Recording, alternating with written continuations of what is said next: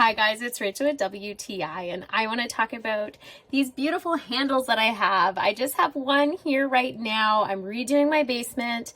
I got all oil rubbed bronze accent things, whether it's handles, hinges, whatever it is.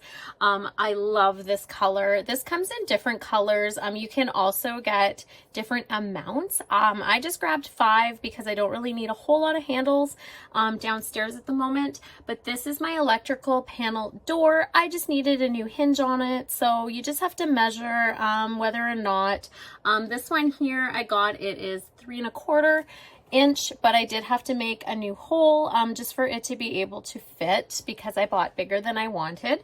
But I prefer being able to put my hand in the whole handle. So this I added to my door. You do get the 2 different screw sizes depending on how big your cabinet is. So I just needed to use the smaller ones. I went through one of the regular holes and put it in, and then I made a new hole, and now I have this beautiful handle. I love the color of the bronze oil look. It just has this beautiful two-tone look to it. I just like things that look antique and rustic, and this color definitely does. Super simple handle though, just very elegant.